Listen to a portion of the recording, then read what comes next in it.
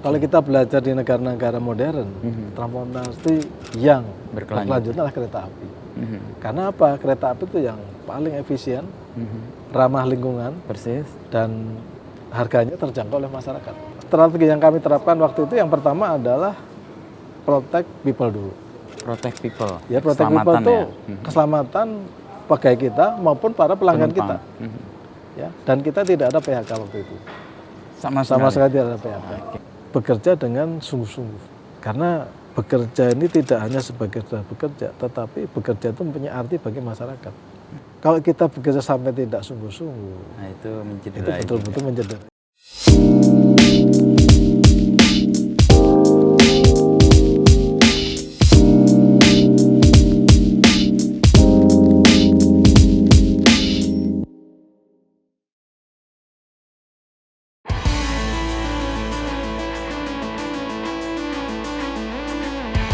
Saya sekarang ada di Balai Yasa, satu dari Balai Yasa yang dimiliki oleh PT KAI, dan saya sudah janjian dengan Direktur Utama PT KAI, Pak Didik, yang akan mengeksplor dan menjelaskan bagaimana transformasi untuk berkelanjutan itu dilakukan oleh PT KAI.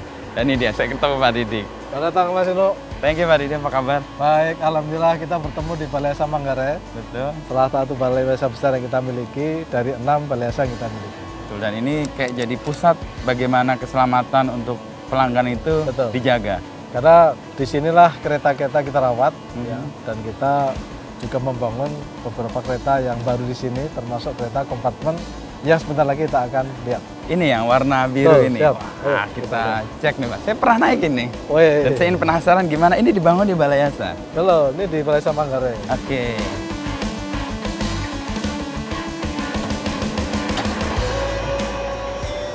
Wah, ini dia. Jadi di sini ini kompartemen 1 ya. Ini tahun 08, seri 04. 16 penumpang. Itu kode ya, hanya orang KAI yang tahu. Betul. Ini emang nyaman betul sih kalau perjalanan jauh dan kita mau istirahat atau mau bekerja. Dan layanannya sempurna lah, karena tadi eye level itu penting. Ya. Harus berkontak secara mata.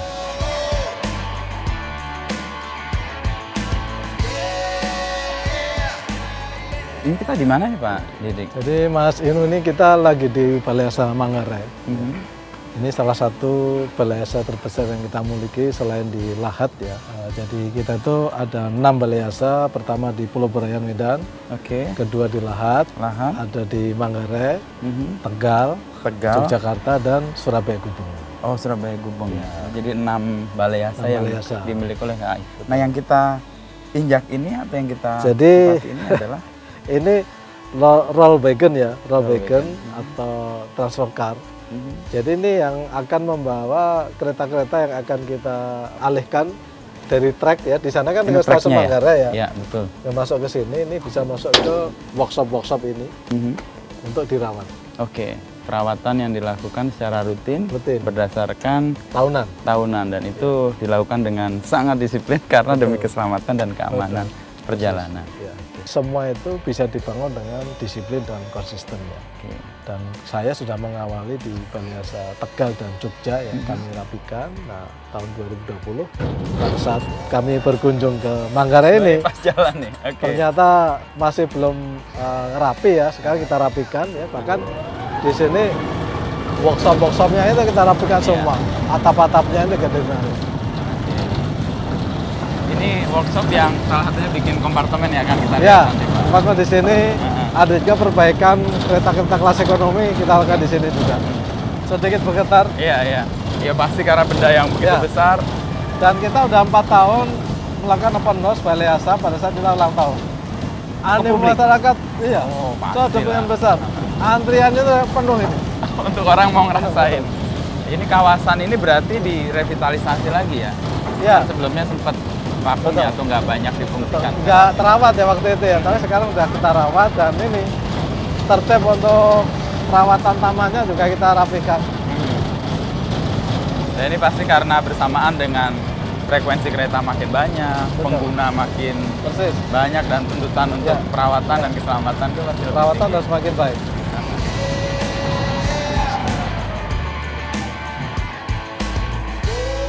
setelah tadi kita agak gemeter merasakan apa nih tadi Pak? Roll Wagon wagon, ya? ya. Nah, kita ngobrolnya akan lebih seru kalau kita ke tempat bugi dan wheel workshopnya itu Pak. Kita bisa lihat bagaimana perawatan berdasarkan kebutuhan pengguna makin banyak itu yang dilakukan semakin kerap di sini. Ini pusat kota beneran ini. Iya, Kita di bisa tengah lihat kota ini, betul. semua lingkar Jakarta ya. Ini bangunan-bangunan tua berarti Pak. Bangunan tua ini peninggalan-peninggalan Belanda dulu. Belanda, ya. Kita workshop ini hanya kita rawat dan kita perbaikin atap-atapnya. Wah, sampai juga kita di sini Pak. Siap. Untuk ngobrol, melanjutkan apa yang tadi kita bahas. Gimana Pak Didi kabar? Baik, alhamdulillah. Baik, kayaknya belakangan makin sibuk nih untuk membawa KAI menjadi lebih baik dari hari ke hari. Ya ini menjadi bagian daripada transformasi ya, Mas Ino, bahwa kereta api sebagai pelayan masyarakat dalam bertransportasi, kita harus terus bertransformasi dalam melayani masyarakat, sekaligus juga menunjukkan bahwa kita membangun transportasi yang berkelanjutan. Ya. Satu hal yang kemarin saya baca nih dari Pak Didi. Pak Didi kan masuk dari background perbankan. Dan sebelumnya kan juga latar belakang pendidikan dan sebagainya itu kan ekonomi ya Pak. Masuk ke kereta api itu gimana ceritanya Pak Didi? Ceritanya kita tuh harus menjadi fast learner ya. Fast learner. Jadi pada saat saya ditugaskan di tahun 2016, bulan Januari, di bawah Kementerian BUMN, ditugaskan kereta api. Saya dengan cepat membuka websitenya kereta api. Oke. Saya pelajari 5 tahun annual reportnya. 5 tahun terakhir. 5 tahun terakhir. Oke. Nah, dari situ saya bisa membaca strategi-strategi apa, trennya seperti apa, dan potensi-potensi pengembangannya ada di mana, itu kita bisa lihat. Oke. Jadi fast learner-nya di situ ya. Background keuangan itu membantu untuk bisa melihat potensi, melihat peluang, dan lihat opportunity yang kira-kira akan dihadapi di depan. Nah ini sebetulnya satu hal yang sangat penting ya, bagaimana kita membaca dan beradaptasi. Artinya dengan membaca tren seperti itu, membaca ke depan seperti apa, nah ini kita adaptasi perusahaan ini supaya berkelanjutan. Saya dengar Pak Didi punya background keluarga di kereta api juga. Ya, Itu jadi kayak DNA juga jangan-jangan dari kereta meskipun menyimpang ke dunia perbankan gitu akhirnya ke kereta juga. nah itu ya, apakah kebetulan atau tidak ya, bapak saya itu kan kepala stasiun di Semarang dulu. Di Semarang. Udah lama, tahun 60 berapa gitu. Pak Didi kecil berarti? Iya. Oh, oke, tapi punya pengalaman terekspos dengan kereta api cukup banyak. Dari cerita-cerita aja. Dan kelihatan kan Pak Didik punya passion yang muncul dengan sangat cepat karena tadi fast learner ya. Melihat sesuatu dan dari pendekatan itu kan tadi Pak Didik mengatakan bahwa oh selama 5 tahun saya pelajari lalu kemudian bisa melihat sesuatu yang ke depan tuh kayak gimana. Dan kemudian kan setelah 2016 Pak Didik kan ditunjuk atau dipilih oleh Menteri BUMN waktu itu ya menjadi dirut pada saat kita lagi situasi paling beratnya itu pandemi. Nah lihat tantangan itu apakah gemeter waktu itu? Jadi Kembali ya, saya besar di perbankan, esensinya adalah pelayanan. Nah, kami masuk di kereta api ini, nah, jiwa servisnya harus kita nyalakan. Bagaimana kita membangun transportasi yang betul-betul memberikan suatu fokus kepada pelanggan, fokus kepada penumpang. Value apa yang kita harus bisa deliver. Nah dari situlah bagaimana saya Direktur Keuangan bisa menyentuh segala aspek daripada pelayanan ini. Jadi saya menggerakkan salah satunya Balai Yasa ini. Oh, tempat kita. Yang dulunya mungkin tidak sebesi ini, tidak se-governance ini ya. Alat-alatnya kan banyak yang baru ya. Karena waktu saya berpikir bahwa rolling stock kereta itu merupakan apa namanya customer touch gitu ya. Karena pelanggan itu tahunya naik kereta. Kalau keretanya kotor, gangguan, udah otomatis mengenai kualitas ya. Nah itulah makanya kami sentuh pertama itu dulu Balai Yasa. Kami mulai dari Balai Yasa Jogja. Itu kayak jantungnya dari layanan perawatan ke masyarakat dan perawatan. Betul. Dan perawatan dulu ya mungkin tidak governance ya. Karena apa? Ya karena kemampuan keuangan. Ya, sehingga spare part itu tidak selalu baru. Kadang-kadang ada kayak istilahnya kanibal gitu ya. cannibal change gitu ya. Oke. Tapi sekarang dengan pola sekarang, maka perawatan kereta-kereta itu sesuai dengan manufacturer instruction (MI). Sehingga kalau kita beri perawatan P24, P48, P72, P itu perawatan ya, 48 itu bulan. Oke. 24 bulanan, 48 72. bulanan, 72 bulanan Oke. itu perawatan besar. Itu semua komponennya baru. Baik itu yang MSA, Maintenance Service Agreement, ataupun yang dalam skema LTPA, Long Term Purchase Agreement. Oke. Nah untuk itulah maka tadi ya Mas Inu, bagaimana kita memaknai segala sesuatu dengan governance. Nah cerita sedikit mengenai tahun 2019 ya. 2019 ya. Kita masih dalam situasi yang sangat bagus. Kinerja kereta api sedang bagus-bagusnya. Betul. Nah memasuki tahun 2020 sampai dengan pertengahan Maret Mas Inu, Itu masih bagus. running well semuanya. Tapi Karena pandemi baru. Nah, Tanggal pandemi 1 dan 2. baru pertengahan Maret ya. Dan itu langsung pendapatan langsung turun karena penumpang kita tuh langsung ya pembatasan skala besar, PMKK gitu kan. Nah, itu saya diangkat Pak Erik menjadi dirut itu bulan Mei 2020. Betul. Ya, Mei 2020. Tanggal 8 kalau saya nggak Ya, salah. tanggal 8. Nah, Mas Inu, saya sebagai direktur keuangan memasuki masa krisis itu, ya ibaratnya apa? Ya sedia payung sebelum hujan. Jadi pada saat saya memegang fungsi sebagai direktur keuangan, tata kelola GCG betul-betul saya terapkan dengan baik. Ya. 2016 saya masuk, 2017 kita di-rating oleh Pevindo AAA. Triple A, wow. Nah, kemudian 2017 akhir tahun kita menerbitkan obligasi 2 triliun yang pertama. Sold out ya sampai pembelian sampai 5 kali ordernya. Artinya apa? Masyarakat investor tuh apresiasi mengenai kereta api ini. Nah, cerita sedikit mengenai pandemi, memang di tahun 2020 dan 2021 tekanan penurunan penumpang itu sangat luar biasa. Persis. Ada pembatasan pergerakan, publik nggak boleh melakukan aktivitas. Jadi tahun 2019 itu Mas Inu pendapatan penumpang itu 9,6 triliun. Oke. Tahun 2020 itu hanya 2,8 triliun. Mau. 2021 turun lagi 2,6 triliun. Oke. Kita rugi 1,7 triliun di tahun 2020 dan 400 miliar di tahun 2021.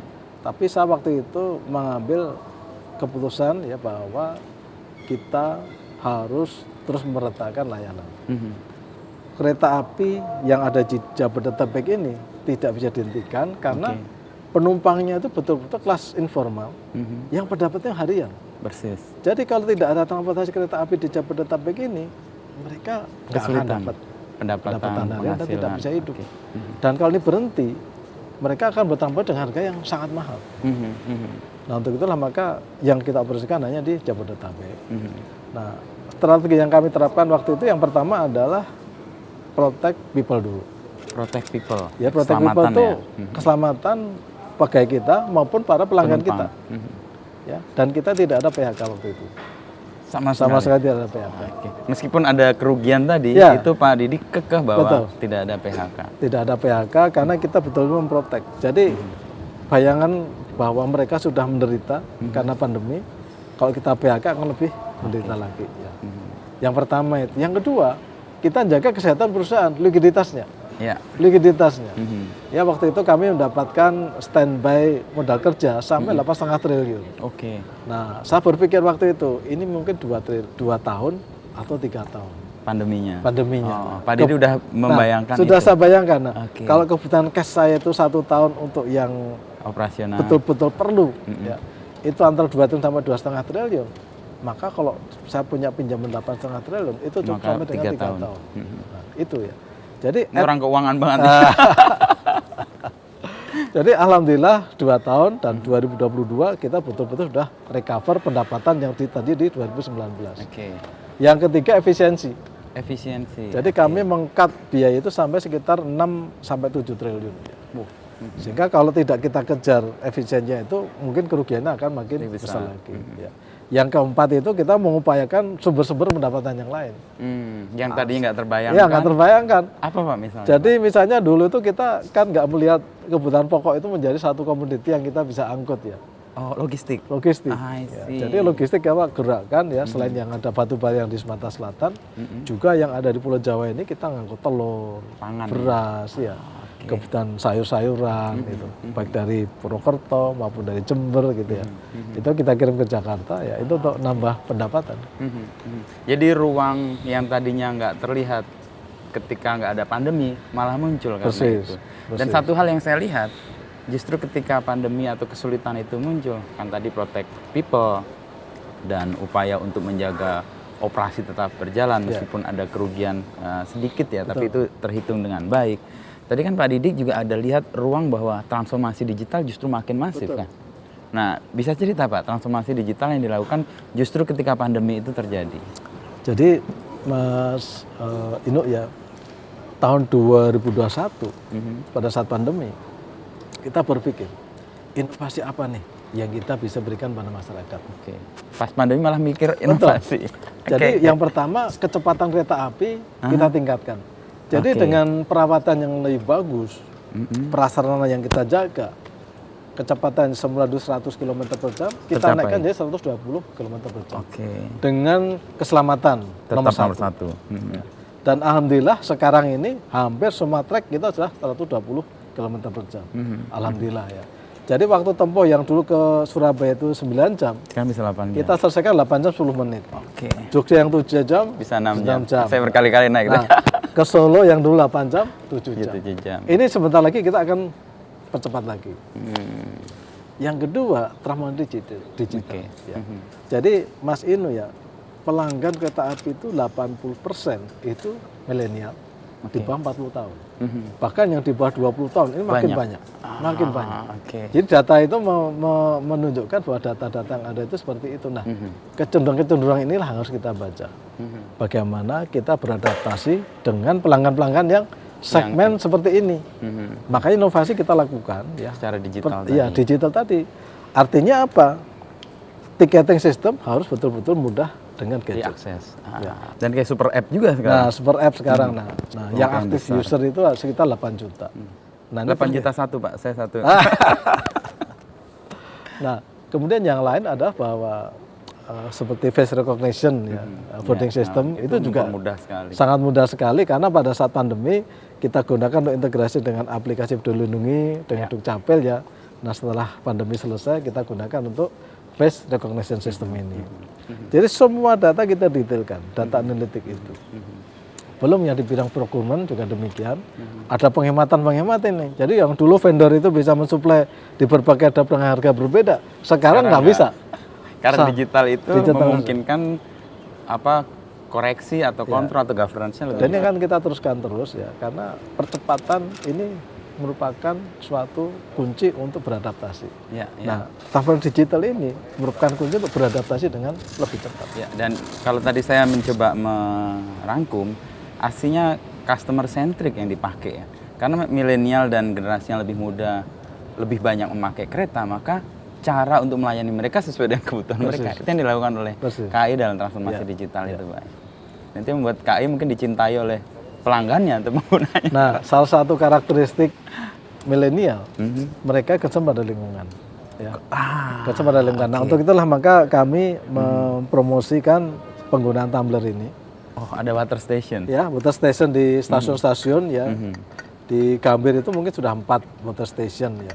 Di Pasar Senen, hampir 55 stasiun besar ini sudah pakai water station. Terus kemudian sudah 40 stasiun yang kita pasang panel surya. 2 balai yasa di ini. Ini termasuk? Manggarai ini ada. Sama di Yogyakarta. Jogja. Tahun ini kita nambah 25 stasiun lagi, tambah 2 balai yasa lagi. Ya. Dari 6 jadi 4 balai yasa nanti. Apa yang menjadi pertimbangan selain karena customer tadi ya, milenial atau Gen Z yang lebih baru itu punya perhatian pada sustainability atau lingkungan, yang menggerakkan KAI sendiri untuk melakukan itu apa Pak? Sebetulnya kita tuh ingin membangun suatu transportasi yang berkelanjutan. Ya. Kalau kita belajar di negara-negara modern, transportasi yang berkelanjutan adalah kereta api. Karena apa? Kereta api itu yang paling efisien, ramah lingkungan, dan agar terjangkau oleh masyarakat. Nah, untuk itulah maka kami memaknai ya sustainability ini. Nah kami sekarang ini Mas Ino ya menanam sudah ratusan ribu pohon ya di stasiun-stasiun kita. Oke. Jadi untuk memproduksi oksigen yang lebih banyak ya. Jadi selain kita mengurangi emisi ya tadi panel surya, kemudian ada sampah water plastik, station, ya. sampah. Terus kemudian yang berikutnya itu ada penggunaan biodiesel ya.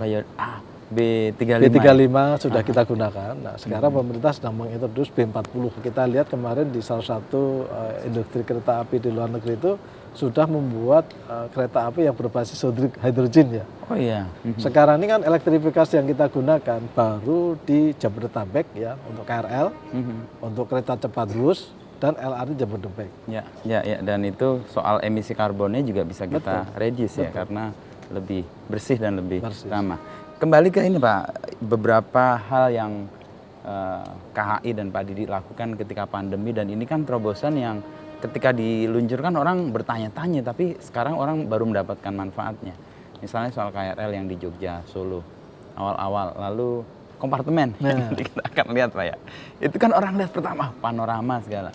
Lalu juga koneksi antar moda ya, kereta ya. Itu kan juga dilakukan selama pandemi semua tuh, situasi di mana orang waktu itu takut semua dengan sesuatu, ini malah kayak masif nih gerakannya kayak. Nah, bisa cerita Pak? Sebetulnya diawali dengan Pak Erik ya, waktu itu beliau jadi Menteri BUMN, kami dipanggil diminta untuk mengintegrasikan transportasi, moda-moda transportasi. Sehingga pada saat itu kami membuat RCBP ya, dengan visi menjadi solusi ekosistem transportasi terbaik untuk Indonesia. Caranya bagaimana? Bagaimana kita bisa mengintegrasikan moda-moda transportasi ini? Yang ada. Kita mulai di Jabodetabek dulu, ya. Ada integrasi di stasiun-stasiun yang utama di Tanah Abang, kemudian di mana Pasar Senen, Juanda, ya, terus di Palmerah, ya. Ada 5 stasiun waktu itu. Ya. Jadi kayak percontohan. Betul. Nah, di Tanah Abang sudah berjalan, sama di Pasar Senen yang kelihatan nih. Pasar Senen yang dulu tertutup, sekarang sudah terbuka. Ya. Nah, itu kolaborasi dengan Pemprov DKI ya. Nah, jadi kolaborasi itu sangat penting ya. Yang kedua, tahun 2021 itu kita tadi ya memperkenalkan KRL yang di Jogja Solo ya, diresmikan Pak Jokowi yang semula hanya 5.000 orang. Betul. Sekarang sudah 25.000 orang. Gila, 5 kali lipat. Dulu hanya 7 stasiun, sekarang 13 stasiun. Jadi daerah ini tumbuh. Nah, inovasi-inovasi apa yang kita lakukan? Nah, tahun 2022 kita memperkenalkan kereta api panoramik ya. Panoramik yang panoramik keren ya. Nah, kita lihat langit. Itu kita buat di Balai Yasa Surabaya Gubeng. Wah, ini kalau panoramik kita buka kacanya jadi terbuka, alangkah bagusnya kan.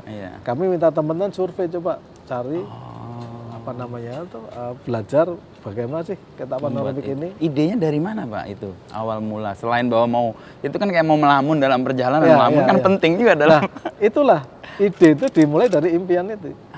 Jadi begitu saya minta itu, teman-teman mempelajari ini kerjasama sama ITS. Bagaimana kereta yang ada sekarang ini direkayasa, dibuka ya ininya. Dan kacanya itu double itu, walaupun lebar ya, itu kita double, double skin ini ya, kacanya, ini safety-nya. Dan AC-nya juga 2 kali lipat ya, karena panas kan. Dan juga saya bilang, kalau siang tuh dikasih tutup ya, kalau misalnya terik ya bisa ditutup. Ya alhamdulillah kita selesaikan pertama itu ada 4 unit ya, sekarang sudah tambah lagi 4 unit lagi. 8. Dan animo masyarakat itu sangat tinggi ya, sehingga tadi ya bahwa kecenderungan anak milenial itu yang FOMO ya, selalu ingin mencoba sesuatu yang baru. New experience. Yang terakhir tahun lalu ya kita meluncurkan kereta api compartment switch ya. Ini kita buat di Balai Yasa Manggarai ini. Tempat ini ya. Balai Yasa Manggarai ini, dan itu hanya waktu 3 bulan ya. Di sini makna kesungguhan seorang leader itu ditunjukkan dengan kehadiran. Saya hampir tiap malam tuh kontrol ke sini. Progresnya seperti apa. Jadi tahap demi tahap itu jadi perhatian kami, dan mereka tuh senang ya. Malam-malam didatengin di root, ngecek progresnya seperti apa, kebutuhannya apa, hambatannya apa. Jadi semua kita cek progresnya. Sampai pengecatan itu pun ya, itu nggak sekali jadi Mas Indo. Diulang. Diulang. Karena ada quality control langsung dari dirut nih. Betul. wali kota udah kadang-kadang masukan dari masyarakat itu kita diterima. dengerin ya. Karena kalau Kritik kita ya. coba ya Mas Inu ya, kereta itu kita keluarkan, masyarakat itu begitu antusiasnya ya, begitu melihat satu produk baru ya. Dan ini apa ya, betul-betul memotivasi kita untuk selalu melakukan inovasi-inovasi. Nah, nanti ini setelah kompartemen kita buat 4 ya, nanti kita akan segera buat 4 lagi. Karena sekarang ini tadi ya. Mas Inu ya, kereta kompartemen itu kursinya tuh hampir selalu terisi pada saat kita operasikan. Ya. Jadi yang sekarang kita operasikan lewat selatan, Jogja, Solo ke Surabaya ya di Jakarta. Nanti kita akan operasikan juga lewat Semarang ya. Moga-moga nanti juga tanggapan masyarakat bisa bagus kita karena view-nya juga selain enak untuk dinikmati juga kan layanannya premium sekali tuh. Ya. Saya punya pengalaman langsung nih naik kompartemen dan saya mau merasakan bagaimana koneksi antar stasiun itu. Saya waktu itu kan ke Gambir, saya naik sepeda dari rumah di Rawabuntu, lalu kemudian naik ke Tanah Abang. Tanah Abang saya gue sebentar, 7 menit udah sampai di Gambir dan di kompartemen memang luas sekali. Memang di-set seperti itu. Dan apakah market ini based on research Pak dalam konteks untuk memberikan layanan? Karena kan kalau kita dilihat range dari pelanggan yang dilayani kereta api itu kan luas banget. Dan ini kayaknya range paling tinggi nih. Nah dalam konteks bisnisnya itu bisa dijelaskan seperti apa Pak? Jadi Mas Inu ya, saya ini orangnya rasional ya. Ya. Jadi kalau kita punya ide, maka ide itu kita akan lihat mungkin nggak, visible nggak, ya kan. Jadi ide ini makanya kan selalu saya sampaikan pada teman-teman, coba ide ini kita kembangkan. Kita membuat kereta ini seperti ini, karakter seperti ini, dan saya minta bahwa apa yang dipasang di kompartemen inilah kereta alat-alat ataupun perlengkapan yang terbaik. Ya. Nah sehingga pada saat ya, mereka menyusun suatu biaya investasi materialnya ini, kemudian kita hitung nih. Ini ciri-ciri orang rasional, logis juga. IR-nya seperti apa? Visibility-nya. Dan Mas Inu pada saat awal beroperasi ya, kami kan sampaikan teman-teman, saya inginnya nanti itu harganya di atas 2. Mungkin sekitar 2 sampai 2,5. Nah, pada saat kita perkenalkan, saya pasang harga di 1,8. 1,9. Nah, sekarang sudah 2,1 sampai 2,4 nih. Iya. Dan stay di situ. Dan alhamdulillah masyarakat mengapresiasi ya bahwa namanya pelayanan ini ada kualitas itu ada harganya dan harganya masih rasional. Jadi masyarakat itu bertransportasi dari Jakarta ke Jogja sekitar 2,1, tapi kalau ke sampai Surabaya sekitar 2,4 ya. Dan alhamdulillah ini masih masuk dalam hitung-hitungan masyarakat dan mereka bisa menikmati ya bagaimana perjalanan kereta api menggunakan kereta kompartemen yang betul-betul nyaman. Dan even Mas Inu kalau lihat ya sound system headphone-nya itu pun itu premium juga saya pilih sendiri ya, sehingga ada beberapa opsi kami lihat ya untuk yang musik, untuk yang surround segala ya untuk mendengarkan film itu juga nyaman ya, sehingga harapan kami itu apa yang pelanggan inginkan, apa yang pelanggan bayangkan itu betul-betul bisa terpenuhi. Sehingga value dari biaya yang mereka keluarkan sepadan atau bahkan lebih sih. Kalau mengingat layanannya sih. Dan termasuk bagaimana para prama-prami itu memberikan layanan pada para pelanggan ya. Sehingga betul-betul harapan kami ini bisa memenuhi harapan pelanggan. Dan itu terbukti dari tidak pernah kosongnya. Saya nggak pernah dapat kalau 2 hari sebelumnya pesan itu ada yang kosong, pasti penuh terus harus ya, seminggu sebelumnya setidaknya. Itu bukti bahwa yang tadinya visibility studies-nya itu dilakukan dan ternyata marketnya menyerap. Dan ada masyarakat atau market dari KAI yang memberikan value atas harga itu ternyata Pak ya. Nah kalau dalam konteks bisnis, ceruk itu dibanding yang besar itu gimana Pak Didi? Jadi Mas Inu ya, sebetulnya pelanggan kereta api itu mayoritas adalah kelas ekonomi. Persis. Jadi hampir 95% volume penumpang itu penumpang kelas ekonomi. Ya. Jadi bayangkan kereta api komuter itu sekarang 1 juta orang yang di Jabodetabek ini. Saya termasuk ya, 1,1 juta. Kalau ditambah dengan apa yang ada di Solo, Jogja, Solo, di tambah 25.000 kan ya, di Surabaya, ya, itu makin tambah lagi ya. Dan untuk yang kereta api jarak jauh yang kelas yang eksekutif ke atas ini mungkin hanya sekitar 5% ya. Oke. Dari Nah, jumlah itulah, total yang ya, dilayani oleh betul, KAI ya. betul. Oke. Nah, untuk itulah maka kenapa kami itu menyampaikan kepada masyarakat bahwa kereta api itu adalah inklusif ya, melayani semua segmen masyarakat. Dan kami akan terus melakukan perbaikan-perbaikan ya, termasuk juga kelas ekonomi. Jadi kelas ekonomi yang sekarang sedang masuk dalam jajaran kereta adalah produksi Inka yang terbaru ya 612. Itu sebagian adalah untuk kelas ekonomi. Ya. Itu salah satunya kita jalankan kemarin ke Lempuyangan itu kereta apa saya lupa ya. Itu betul-betul keretanya baru, isinya hanya 72 seat ya. Satu gerbong. Satu gerbong. Dulu tuh 106 ya. Dan terus, adu dengkul gini, Pak. Nah, adu dengkul. Ininya tegak ya. Iya. Sekarang terus udah nggak ada lagi. Ya, bertahap lah. Bertahap kita ganti ya. Kita ganti yang baru sehingga kenyamanan kereta api itu betul-betul menyasar semua segmen angkutan penumpang. Inklusif tidak hanya dari sektor dari market kelasnya ya, tapi juga inklusif untuk semua ya. Gender, orang dengan kebutuhan khusus. Saya juga melihat, saya sering terharu melihat bagaimana layanan petugas ketika nggak hanya di kereta-kereta jarak jauh, kereta KRL pun mereka sangat kelihatan dari hatinya mengantar untuk meminta yang bisa berdiri, memberi tempat kepada yang berkebutuhan khusus. Itu touching banget. Saya merinding.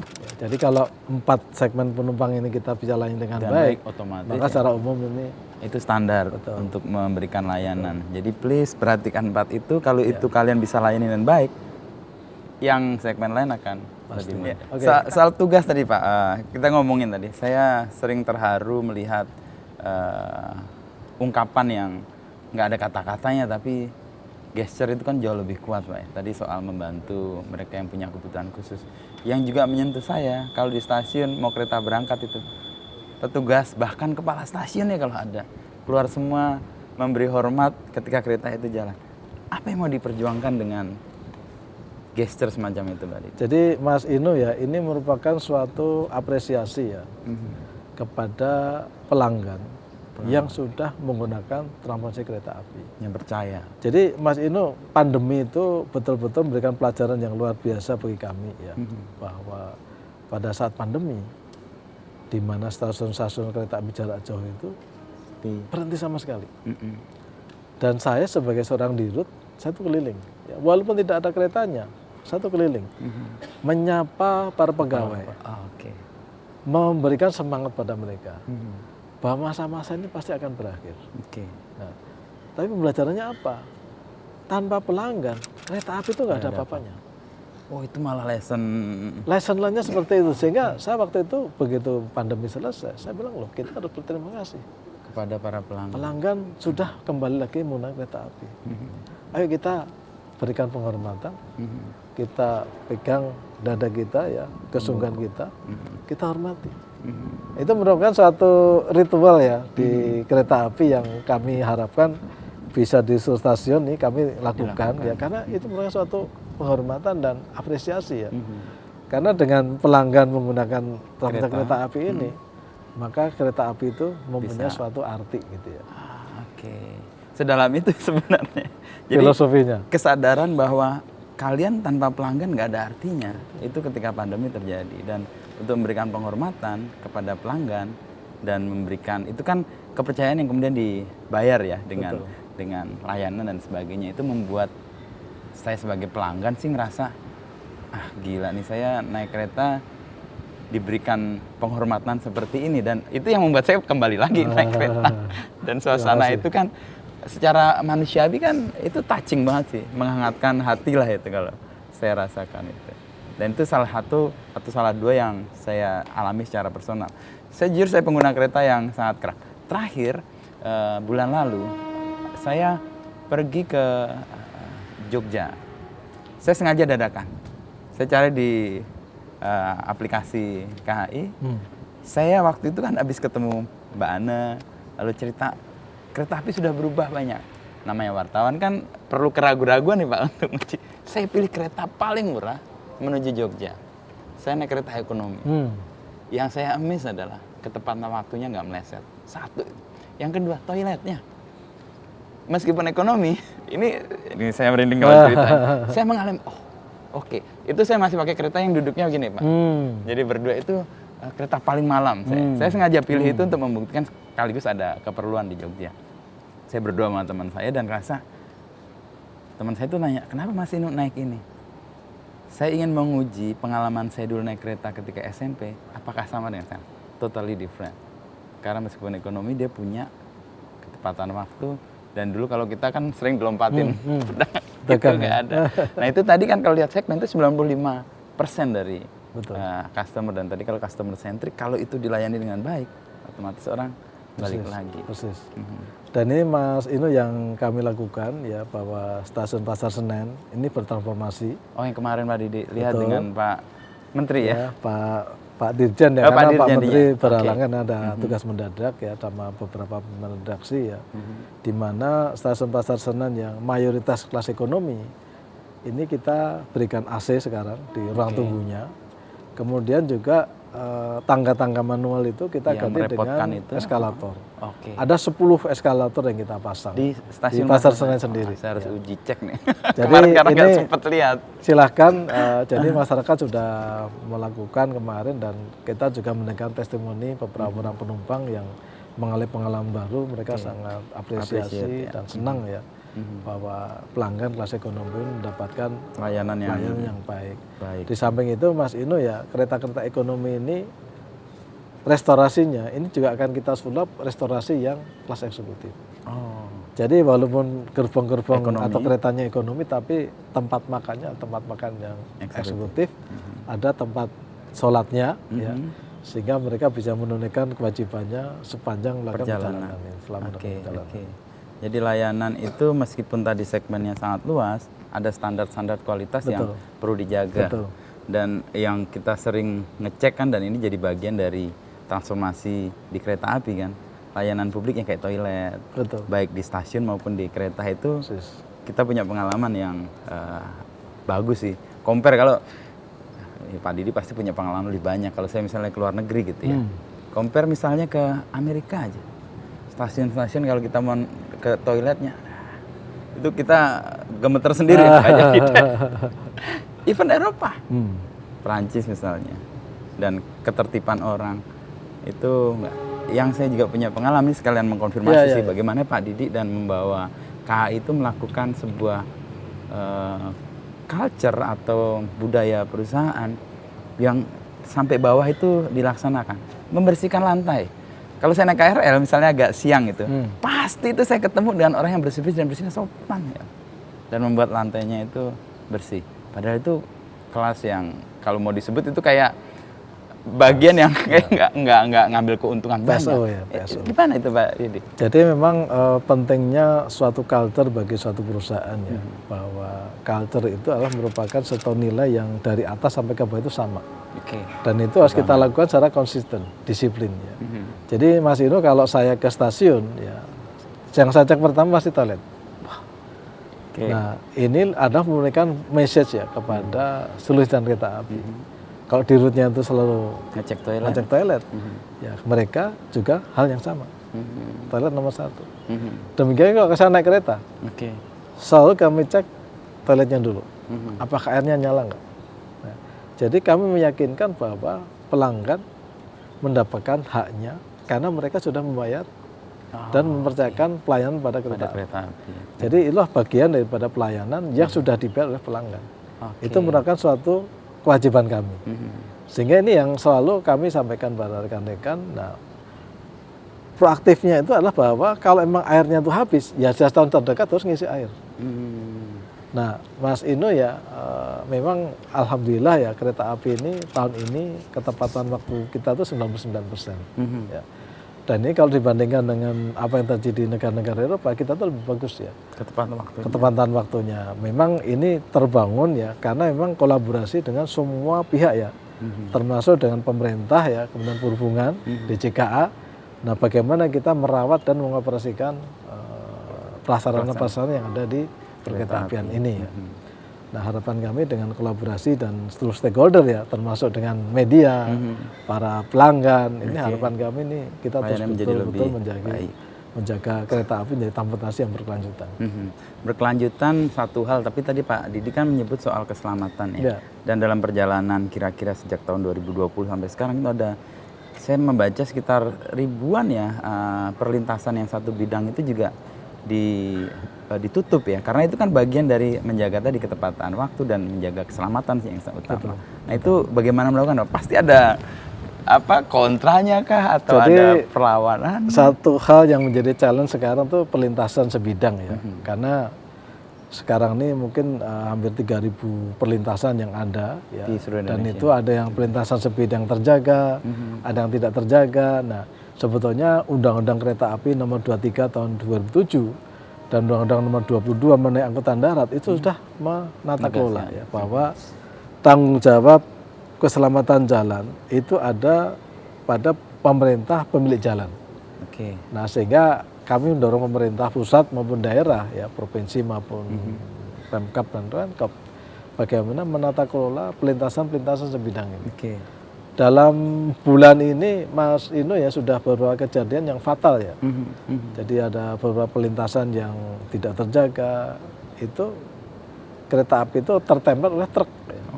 Nah itu loko-loko kami juga ada 3 yang cukup rusaknya cukup parah ya. Nah ini harapan kami bersama-sama pemerintah ya bisa membangun keselamatan ini, karena korban yang tewas karena di pelintasan ini hampir satu hari itu satu.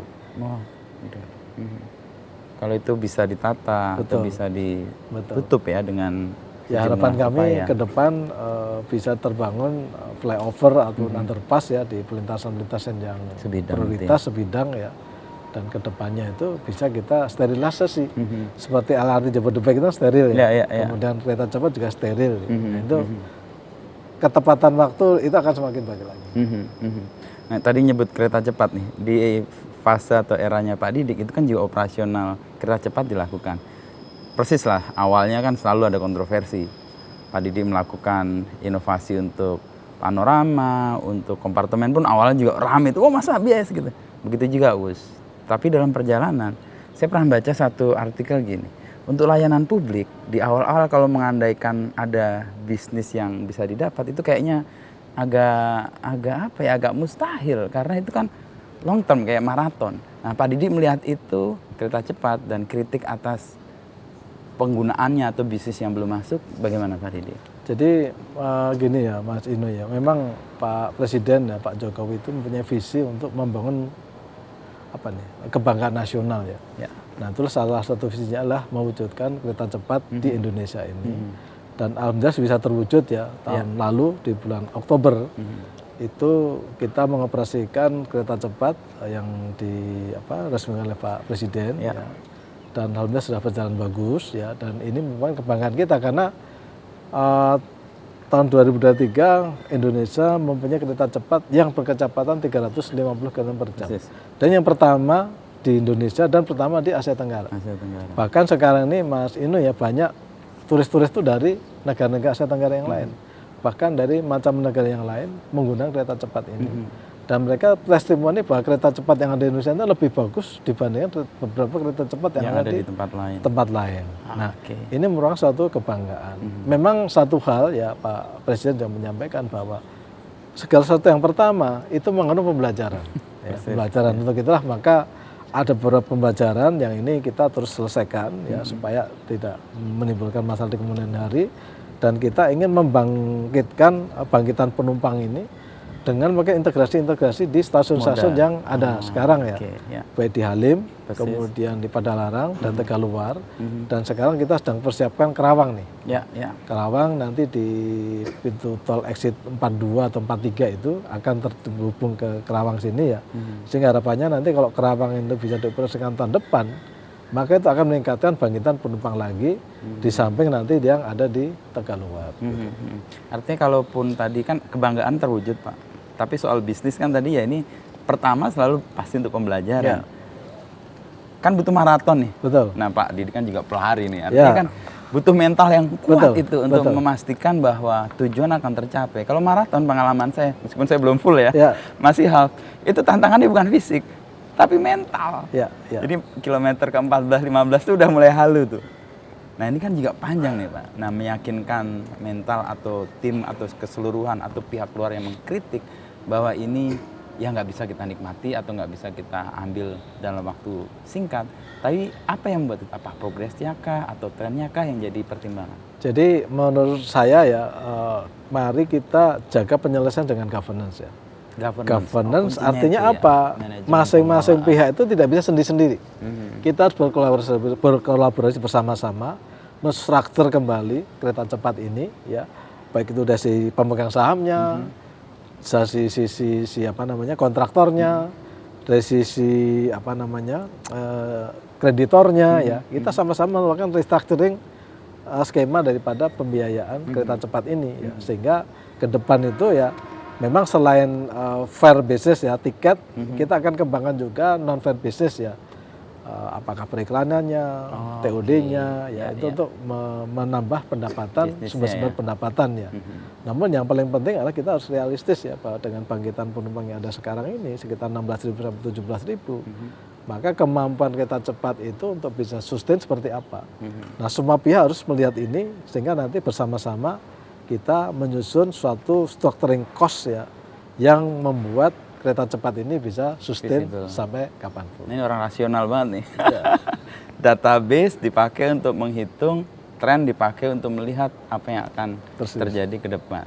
Dan kalau rencana besarnya kan itu akan nyambung kan Pak sampai Surabaya kan. Betul.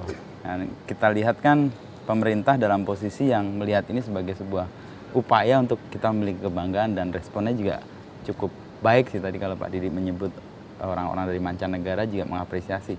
Saya naik bus beberapa kali dari beberapa kelas ya, termasuk yang kelas paling premium. Wah itu memang beda lah kelasnya. Ya. Waktu itu saya terus mencoba membandingkan dengan yang di Jepang. Ya soal mungkin karena teknologinya juga beda ya, dan tahunnya juga beda. Jepang kan 76 atau sekian ya, kalau ini kan baru sekali. Cara kecepatan kita jauh lebih bagus dan secara getaran saya tuh waktu itu nyoba pakai koin. Ya. Koin saya gantung di ditaruh di jendela, ya? tepi jendela itu dan dia nggak jatuh untuk 1 menit itu. Ya ketika itu kan kayak seeing atau experience itu membuktikan tuh. Seeing is believing. Iya, keraguan itu menjadi oke, tinggal bagaimana memang tadi restructuring atau membuat apa yang tadinya diharapkan bisa mewujud di satu tempat, ya semua stakeholder bersama-sama mewujudkan itu. Dan ini kan perlu sustainability, sesuatu yang berkelanjutan dan jangka panjang. Dari tadi soal hal itu kan Pak Didi menyebut beberapa kali ya. Ini salah satu nih tumbler yang istilahnya kayak walk the talk lah. Selain itu kan Pak Didi ini pelari, pesepeda. Nah, apakah kesadaran itu juga dimiliki oleh teman-teman di KAI soal kesehatan badan, kebugaran? Itu ya. Kami itu di kereta api untuk komunitas sepeda maupun komunitas lari ini udah ulang tahun yang keempat ya. Oh punya komunitas lari dan sepeda. Punya. Dan ini anggota 2000-an ya. Jadi kalau saya kunjungan ke Daop atau ke Divre itu selalu ada event larinya atau sepedanya ya. Karena kita ingin membangun lifestyle yang sehat ya. Jadi artinya bahwa 60% lebih itu pakai kereta api itu di bawah 40 tahun ya. Nah ini juga demikian, kencemasan kesehatan juga kita harus bangun karena kita membutuhkan leader-leader yang sehat, ya. Baik itu badannya maupun pikirannya ya, sehingga bisa berpikir jernih ke depan, membangun visi, melakukan transformasi lanjutan ya, sehingga kereta api ini akan terus berevolusi dengan perkembangan zaman ya. Dan kalau kita belajar itu ya, kalau meniti gelombang, kita tuh harus ada di depan gelombang. Iya, supaya kita tidak digulung. Di depan tergulung ya, harus bisa membaca ke depan. Tren-tren apa yang ke depan, sehingga kita selalu lead di depan, agar gelombang ini mendorong perubahan-perubahan yang lebih baik. Menjadi inovasi-inovasi baru. Tapi memang sih kesehatan atau kemampuan fisik yang prima ini diperlukan untuk kerja-kerja kereta api sih. Misalnya masinis kan dia stay terus dalam posisi yang nah itu juga sangat penting kan? Ya Mas Inu ya. Jadi kami sebagai pimpinan itu juga melayani para pelanggan yaitu pegawai kereta api. Jadi kami menyiapkan Griakar itu sekarang 58 Griakar sudah kita renovasi. Oke, Griakar ya. Griakar itu tempat untuk istirahat para kru. Oh oke. Ya. Kalau dia habis melakukan perjalanan Betul. atau tugas. Ya. Jadi kita udah buat Griakar itu udah selevel dengan hotel bintang 3. Oh. Jadi kamarnya ber-AC, beddingnya rapi, kamar mandinya bersih. Ya. Jadi kalau mereka tuh perlu istirahat, tinggal habis dinas, mandi sebentar, sholat, tidur, nah, bangun nanti berjalan lagi, udah fresh. Gitu. Dan ini kelihatan sih kalau misalnya saya ketemu nih orang dengan baju KAI itu, secara otomatis saya respect sih. Oh ini yang layani saya, ini yang memberikan layanan baik buat saya, dan keselamatan itu kan jadi ukuran yang tadi Pak Didik pijakan ya. Dan kalau lihat tren ya, Pak Didik pernah cerita bahwa trennya makin berkurang atau makin susut. Syukur-syukur makin zero nih. Ya. Dan apa faktor yang membuat itu terjadi dan bagaimana cara untuk menuju menjadi lebih baik lagi? Jadi memang kesungguhan ya, itu harus merupakan satu kesungguhan membangun culture keselamatan proaktif ya. Jadi Mas Inu, kita tuh sekarang berdasarkan assessment, nilai kita tuh 2,47 ya. 2,47. Jadi keselamatan kita tuh masih dalam level yang patuh. Nah, untuk menjadi proaktif itu harus meningkat di atas 2,8. Oke. Nah, untuk itulah kami membangun budaya-budaya keselamatan proaktif ini. Caranya apa? Ya caranya kita tuh mesti bicara sama para pegawai itu dengan lebih terbuka. Oke. Jadi two way communication ini kami bangun ya, sehingga para pegawai itu tidak takut untuk menyampaikan hal-hal yang mereka mau sampaikan, kritik atau apa ya. Jadi kalau ada potensi-potensi bahaya, mereka harus menyampaikan. Sudah speak up duluan. Speak up dulu. Sehingga sebelum terjadi, ini sudah kita lakukan mitigasi-mitigasi yang proaktif ya. Nah inilah kami terus membangun budaya keselamatan proaktif ini. Kami turun ke lapangan, kami saling mengingatkan, dan mari kita bangun. Kita punya 5 budaya keselamatan ya. Nomor 1 itu patuh prosedur kerja. Ya, SOP harus patuh kan? Ya, persis kayak kita pakai helm. Nah, betul. Itu kemudian yang kedua adalah briefing sebelum bekerja. Briefing sebelum bekerja. Nah, ketiga nih pakai alat pelindung diri. Ya. Keempat ini peduli lingkungan kerja. Oke. Dan kelima nih lapor potensi bahaya. Oh, itu yang proaktif. Betul. Jadi kita tuh kalau ada di lingkungan ini kita harus melihat, oh ini aman nggak? Aman nggak? Oh, ada sesuatu yang kita ini nggak? Ya. Dan kita ada metode-metode ya, bahwa apabila kita ada potensi-potensi yang membahayakan, kita harus lapor. Harus lapor. Itu proaktif tadi. Proaktif itu. Jadi yang terus kami dorong ya, supaya seluruh pegawai itu proaktif. Dan keselamatan tanggung jawab semua orang. Persis, ya. Tidak bisa nih kalau satu orang nggak bisa semuanya. Harus semua memberi peran ya. Betul. Dan ini kalau di generasi, kalau kita ngomong generasi, kalau tadi mayoritas adalah milenial, senang sekali two way communication itu. Jadi nggak satu arah doang. Betul. Karena kan makin muda generasi sekarang makin berani untuk menyampaikan. Kalau itu dihalang-halangi atau dibatasi bisa bahaya juga sih. Betul. Tapi ini kan ruang dibuka. Betul. Jadi mereka bisa menyampaikan. Iya. Ada pujian iya, tapi kritik juga harus diberikan secara terbuka. Dan ini bagian dari proaktif untuk menjaga keselamatan tadi, Pak ya. Saya ngerasa gini, satu hal yang membuat saya ngerasa perubahan itu nyata. Banyak makin anak muda di kereta api dan bekerja. Dan kayak udah jadi kebanggaan aja, mana kerjanya mana? Di kereta api Indonesia. Pak Didik mengamati ini nggak? Dan kalau mengamati, kapan kira-kira kebanggaan itu mulai muncul bahwa orang bekerja di layanan publik transportasi kayak kereta api itu keren?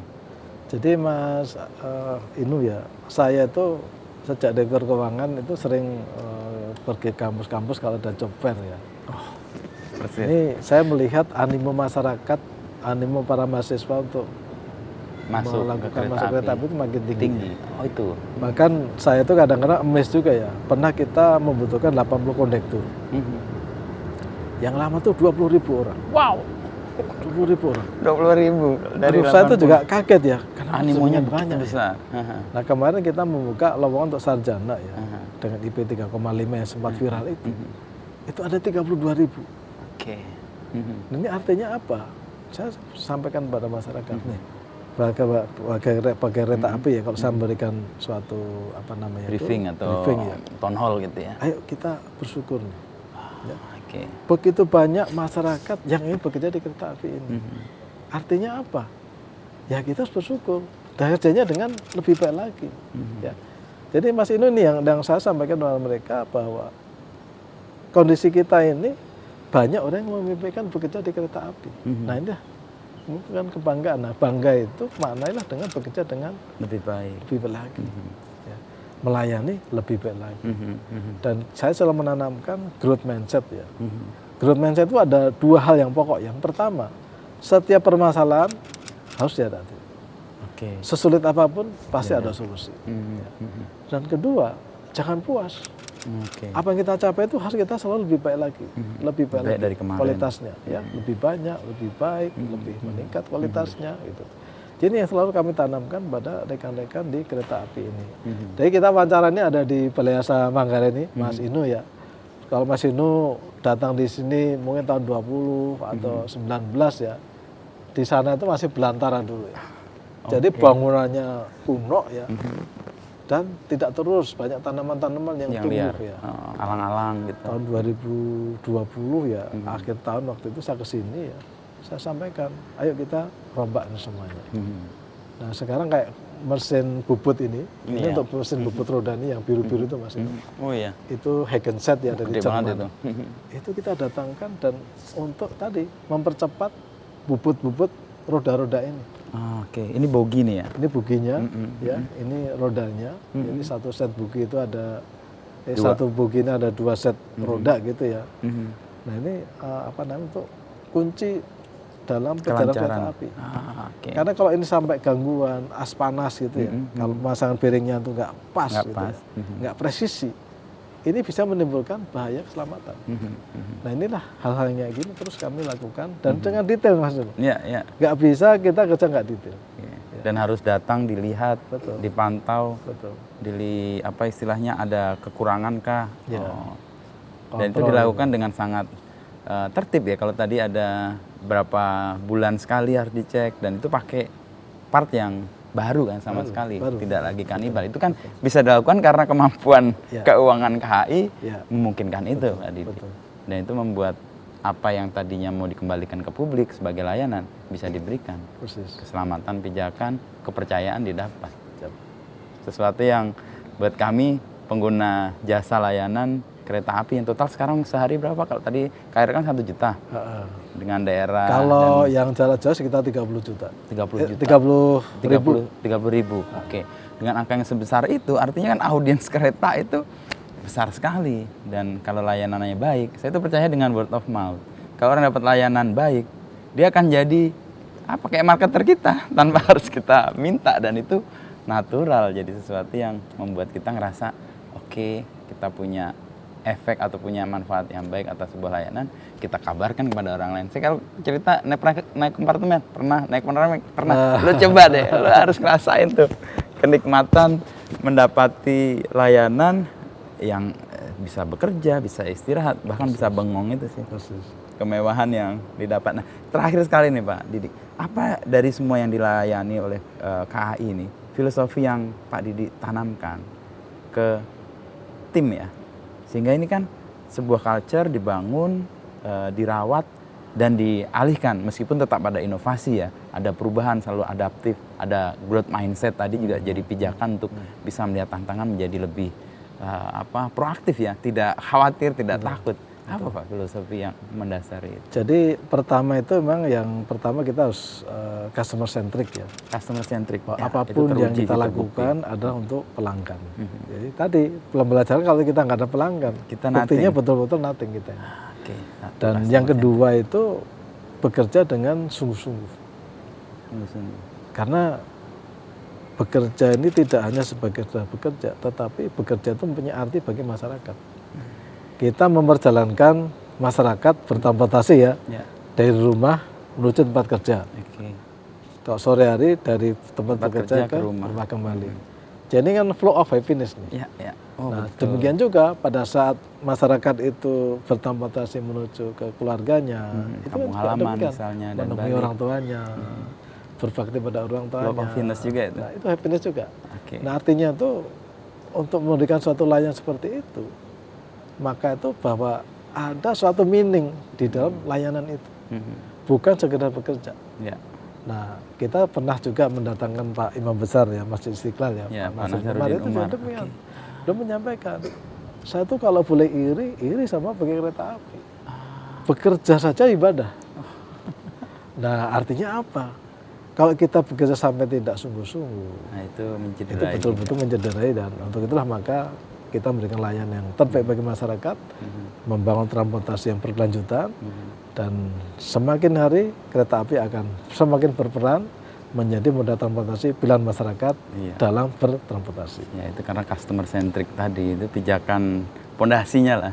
Yang kedua kerja sungguh-sungguh dan kesungguh-sungguhan, dan apa yang Pak Didi katakan tadi saya nggak bisa men-challenge karena saya melihat ini dengan mata kepala dan experience sendiri, beberapa pokok yang tadi saya sebut. Yap. Terima kasih Pak Didi. Sama-sama. Waktunya untuk ngobrol Mas nih. Ino, Tanpa terasa kita ada di Balai Yasa. Balai Yasa itu bahasa Jawa ya, Yoso ya. Balioso iya, Iya. Balioso. Artinya apa Pak? Tempat Balioso itu perbaikan, ya tempat- workshop untuk perawatan. Ah, Untuk perawatan. dan ada 6 ya di Ya, Indonesia, dan tadi udah pakai panel 2, mau 2 lagi. Betul. Ini langkah yang real dari berkelanjutan atau sustainability yang mau diperjuangkan oleh KAI, menjadi contoh lah, tidak hanya omong-omong tapi mengatakan tapi sekaligus melakukan. siap. Terima kasih. Terima kasih Pak Didi. Sehat-sehat. Kita lanjutkan nanti jalan ke Jogja, Siap. naik kereta sama-sama, syukur-syukur bisa dapat kompartemen Siap. ya. Terima kasih. Thank you Pak Didi.